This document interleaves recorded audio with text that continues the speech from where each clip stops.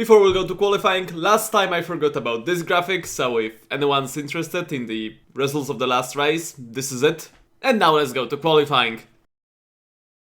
For this race, unfortunately, I couldn't find the 1994 Catalunya with the temporary chicane, which was even more dangerous than the circuit itself. There is one in the works by Michael82, I think that's his name, but it's not done yet and he didn't even share any photos of it. So let's just pretend that one never existed. As you see me flying through last few corners, going onto the curb, slightly unsettling the car, all the downforce that the car produces glued me back to the track, and it is a 1:21.877. Okay lap time, but I can easily go faster. And I have to, because Michael Schumacher just beat my time by 2/10. Going into Repsol corner, my dash is showing me 1/1000 of a second improvement. This is a second run on those tires, I'm not worried about messing this lap up. We still have 2 fresh compounds to go on. Although of course improving on this lap would be quite nice. Now I'm going through the place that was supposed to have a temporary chicane, exiting Nissan, a quick chicane that I navigate through in 3rd gear, going into the corner of which name I cannot pronounce. Gerhard Berger is giving us the slipstream for those last couple hundred of meters, and it is a 1:21.595, which gives us provisional pole position so far. Now I'm starting my 3rd flying lap of this qualifying session. This time we are running on fresh tires. My plank is getting absolutely destroyed. That sounds weird even with context of Grand Prix 2. Let's just forget about it and focus on almost 1/10 of improvement I have in Sector 1, which increased to almost 4.5 tenths exiting Sector 2 and ended up as a second crossing the line. It's 1:20.519. And I don't think Schumacher and his underpowered Benetton is beating that one. And after this lap, I quite understandably stay in the garage for the rest of it. So now let's see the final classification. I'm leading Schumacher by almost 1 second, and Hakkinen in 3rd is almost 2 seconds behind me. And as we are going through all those drivers, I once again recommend you to check that Paul Belmondo is only 10 seconds of the pace, my god. The weather is much nicer in qualifying too, but let's see how will that impact on times. For this session I only have 1 fresh set of tires, so to be honest I really don't expect me improving. For the first lap I've tried to see how much can I underfuel the car and actually finish the lap. Unfortunately I found out that 3 laps of fuel are the minimum. For the first proper flying lap of this session we are back on fresh tires. If this lap is bad, this will probably be the end of my qualifying. My brain lagged in 2nd corner and I accidentally downshifted to 1st. Small mistake, but those mistakes can add up to your lap being completely ruined. Onto the final straight, I had no reference through the entire lap. I don't remember my sector times for Q1. And this is a 1:21.169, that's a lot of ones. It almost reminds me of Formula 1. Well, it's gonna be hard to go faster than that since my tires are losing grip with every meter driven, and spinning out will not help them keep the grip. Fortunately, I had enough fuel to start yet another flying lap, and with almost 3/10 of improvement in Sector 1 we might be going somewhere. But chance of that is almost equal to that of this Lotus blocking me, but it didn't even have to do that, I just went wide. Even with that 4/10 of improvement, sadly I had to overtake the Lotus. Well, if I improve on my pole position with this many things going wrong for me on this lap, I will be quite shocked.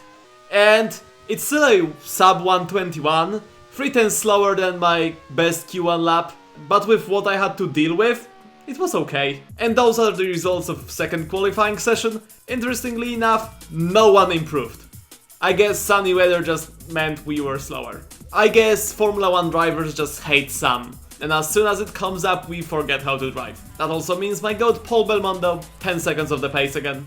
Starting grid for the 1994 Spanish Grand Prix, Damon in 1st, Michael Schumacher 2nd, 3rd Hakkinen, 4th Frentzen, 5th Eddie Irvine, 6th David Coulthard, 7th Jean Alesi, 8th Martin Brundle, 9th Ukyo Katayama, 10th JJ Leto, 11th Rubens Barrichello, 12th Berger, 13th Blundell, 14th Carl Wenninger, 15th Morbidelli, 16th Alboreto, 17th Martini, 18th Fittipaldi, 19th Comas, 20th Panis, 21st Herbert, 22nd Zanardi, 23rd Beretta, 24th Brabham, 25th Bernard and 26th got shot. And now I'm waiting for those two lights that will start the Spanish Grand Prix.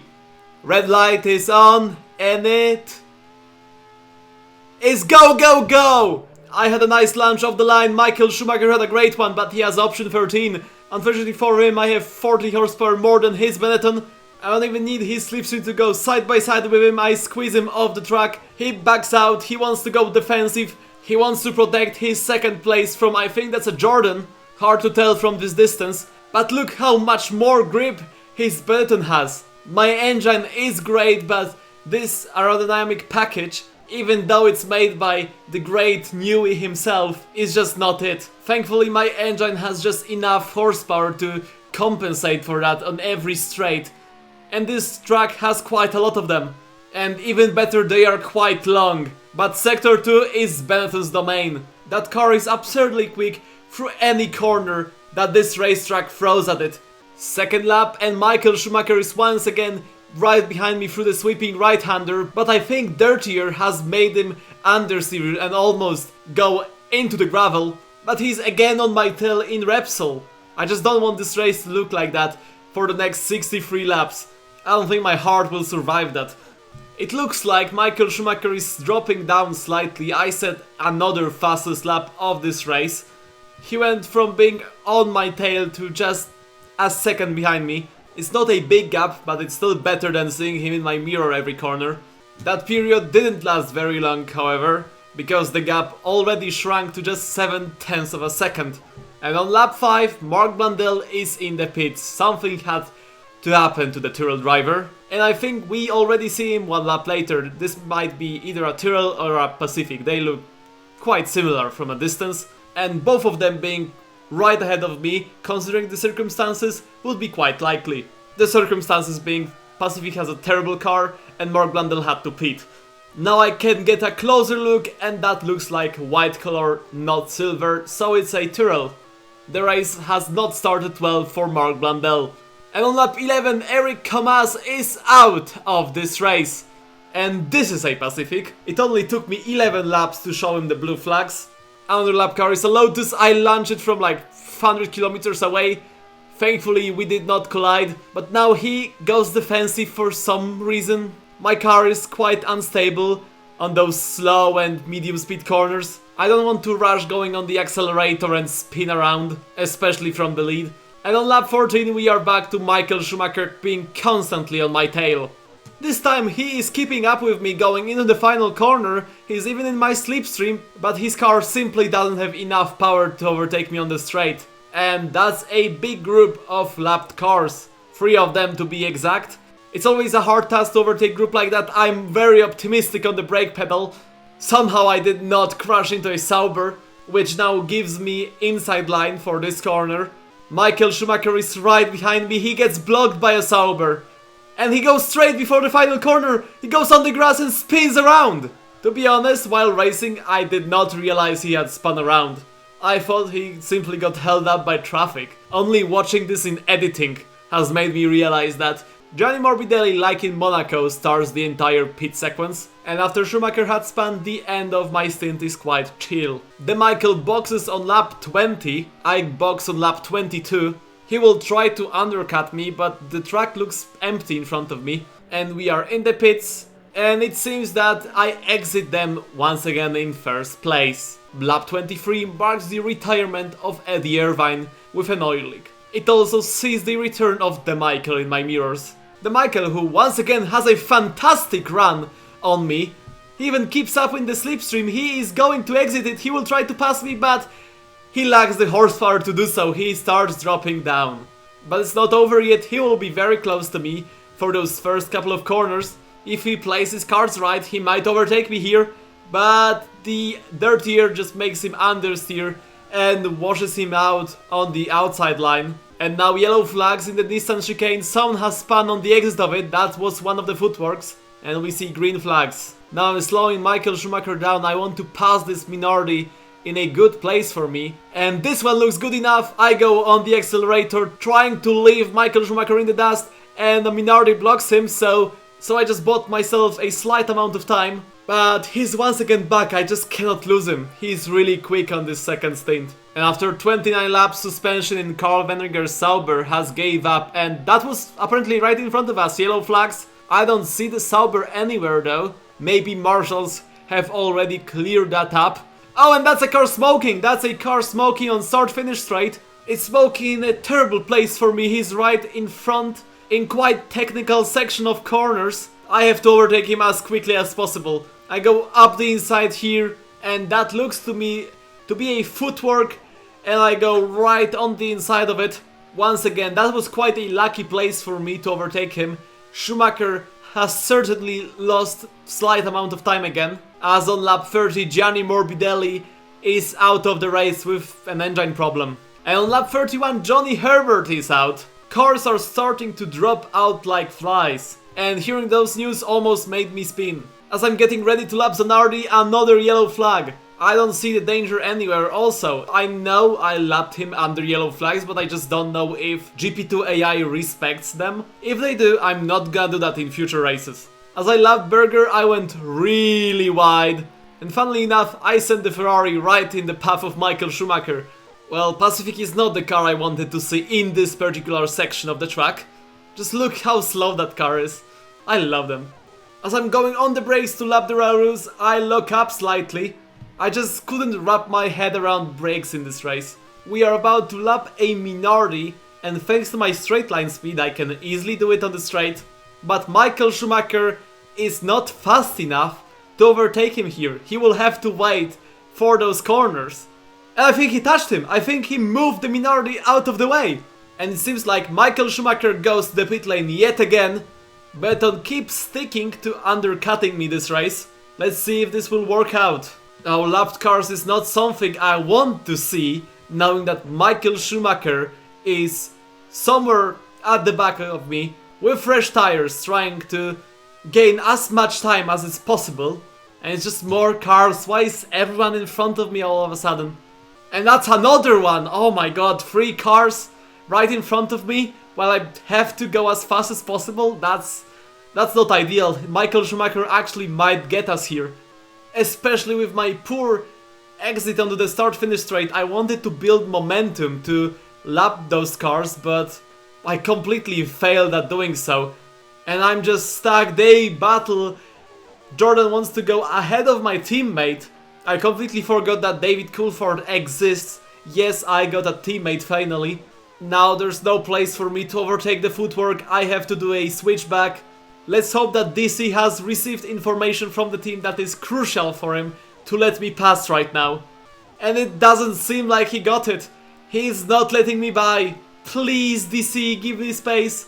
He finally has done it, but all of that scraping for this piece of track costed me a lot of time. As I'm trying to get into the pit lane as fast as possible, I'm hitting all the apexes in pit entry, as Gashot also enters the pit lane. 10 seconds, that's a slow pit stop. The previous one was a second faster and they had to put less fuel in my car. It's not looking good. We actually might lose this place. And I see the information that Michael Schumacher has took the lead. We got undercutted and my pace wasn't that brilliant on that second stint. Now we have to push. Jean Alesi on lap 45 is out with engine problem. Going through the Nissan chicane, I go on the curb and I'm battling with the car, and unfortunately for me I had spun around. Thankfully it was a 360, so best out of the worst outcomes. You can see how desperate I am to catch Michael Schumacher with that dive bomb on Bertrand Gachot. That one would never succeed. And the gap to the Michael is 10.2 seconds. Let's see if I can catch him. That was a fast lap, and the gap is 7.7. I think he got held up in traffic under lap, and it is 7.1 as I'm lapping Minardi. Yet another lap gone, and it is 4.5. 14 laps to go and the gap is 3.9. 3.4. Frentzen is out with the puncher and I almost spin. Always when I'm reading those informations, I almost spin. Most importantly, the gap is 2.9. And lap after, 2.2, and we can already see him. Unfortunately, that isn't Michael Schumacher right in front of me, that's his teammate JJ Leto. And of course, the Benetton driver is doing everything he can to build his teammate a gap. He doesn't let me go through the entire sector 2, but I take the matter in my own hands as Olivier Berta is out with engine problem. You could see his car smoking. Now it's only Schumacher in front of me, 1.4 seconds and 9 laps to go. Every time we lap the Pacific in the same corner. The Michael seems slow right now. I'm catching up to him in sector 2, the place in which historically he was the fastest. I think something is wrong with that Benetton. That would explain why I got to the back of him so quickly. And now, through those 2 final corners, I'm right at the back of him. I slightly slowed down to build up momentum. Now I'm in his slipstream. Let's build overspeed, and exiting it, we are faster than him, and it's P1 for us. There has to be something wrong with this Benetton. Either he destroyed the tires while trying to undercut me, or there's just something wrong mechanically. Maybe he got damaged during that contact with a Minardi. I think the Michael got stuck behind that Ligier. Yeah, the gap is 1.5 seconds. He's only lapping him now, and they disappeared from my mirrors. I wonder what happened to them. Michael Schumacher is out! I think he crashed with that Ligier. Oh my god, we are finally safe. We just have to bring it home. Please, Williams, just don't fall apart right now. Mark Blundell, transmission problem. We are down to 16 runners in this race. And now that number has changed to 15. Pierluigi Martini is out with engine problem. You see that McLaren right in front of me? That's Mika Hakkinen. Is the only other car on the lead lap, and that's not the case anymore. We have lapped the entire field. And Rubens Barrichello is out with transmission problem. Only 14 runners, but he still will be classified. And coming out of the final corner, it is a second win in a row for us. Second win in a row for Damon Hill. And Michael Schumacher is out. This is a best case scenario for us. We have gained 10 points on him. Now that gap is down to 9 points, I think. And this is the final classification in this race. Interestingly enough, JJ Leto is on the podium. Great race from the Benetton driver. Michael Schumacher was classified in 16th place. And now let's take a look at the championship standings. And thanks to that race, we are only 9 points away from Michael Schumacher. In just 2 races, I have reduced the gap from 23 points to just 9. Next round is Canada, and I don't think Mile Williams will be a great car around that circuit. It's worth to know that David Coulthard has scored 2 points on his debut. He finished in 5th place, and Williams has finally overtook Ferrari in the standings. And we are 11 points behind Benetton. This was everything for this episode. Thank you for watching, see you in the next one, and bye bye.